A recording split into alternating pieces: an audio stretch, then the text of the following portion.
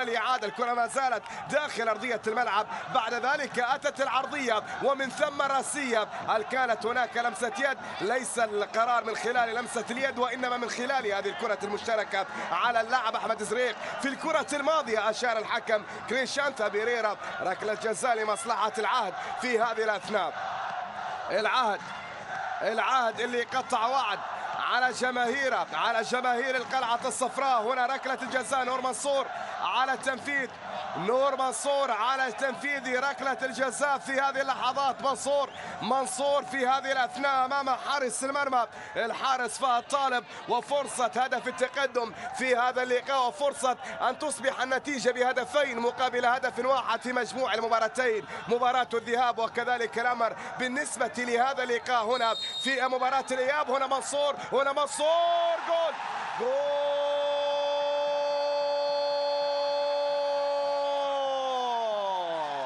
القلعة الصفراء، وهدف أول في هذه اللحظات. وهنا قميص عباس عطوي من لا يلعب في هذه المباراة يرفع من جانب صاحب الهدف الأول في هذا اللقاء اللاعب نور منصور. هدف أول يسجل لمصلحة العهد اللبناني. شاهد الكرة نور منصور، وكرة على يمين حارس المرمى الحارس فهد طالب والذي ارتمى إلى اليسار، ولكن الكرة كانت في اليمين. وهدف أول لأصحاب الأرض، وهدف أول للفريق الذي يلعب في أرضه وبين جماهيره، للفريق الذي يتأهل حتى هذه اللحظة إلى المباراة النهائية في بطولة كأس الاتحاد الآسيوي. العهد اللبناني هدف، القوة الجوية لا شيء. العهد اللبناني هدف والقوة الجوية لا شيء. هنا البطولة بالنسبة لبطولة دوري أبطال آسيا. هنا عرضية، بعد ذلك المحاولة العراقية، جول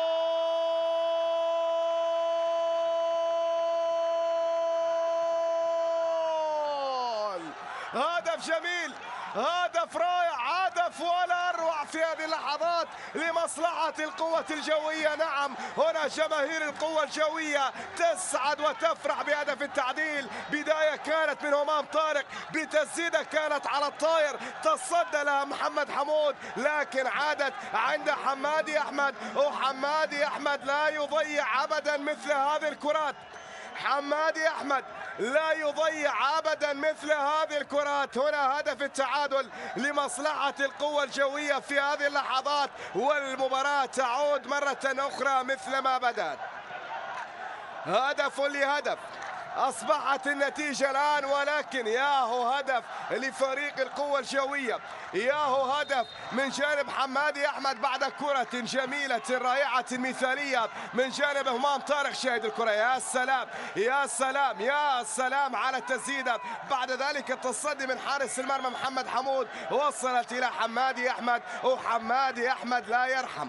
حمادي أحمد لا يرحم في كرات أصعب من هذه الكرة، ما بالكم بهذه الكرة السهلة. حمادي أحمد يتمكن من تسجيل الهدف الأول لمصلحة القوة الجوية، والهدف الثاني في هذا اللقاء لنادي القوة الجوية في نادي الجيش القطري. كرة وصلت من وسط الملعب لمصلحة نادي العهد اللبناني. هنا محاولة مستمرة والتصويب، جول! الله الله الله الله!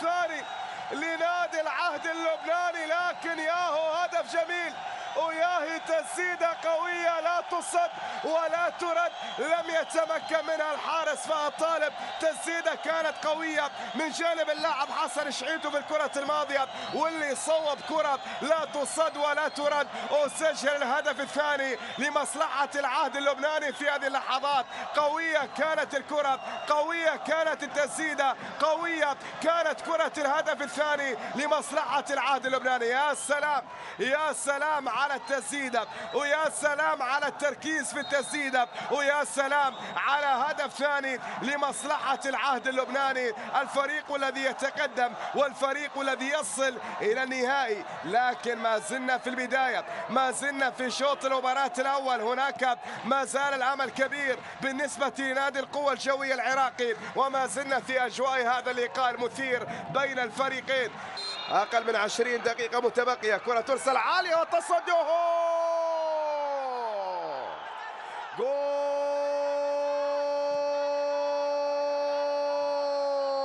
النيران الصديقة، النيران الصديقة هي من ينكوي فيها الفريق العهد اللبناني.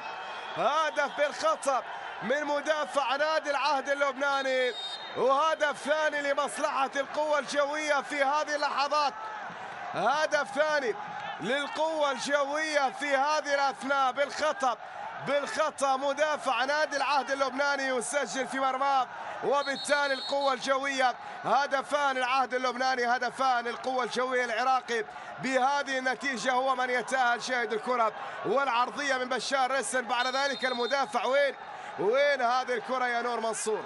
وين هذه الكرة يا نور منصور؟ نور منصور من سجل بركلة جزاء هنا يسجل، ولكن بهدف عكسي، بهدف بالخطأ في مرمى فريق العهد اللبناني. أصبحت النتيجة الآن العهد اللبناني هدفان، القوة الجوية العراقي هدفان. تعادل. نور منصور وقعات كرة وصلت من الجهة اليمنى، تمريرة عراقية، انطلاقة سريعة، الثالث جول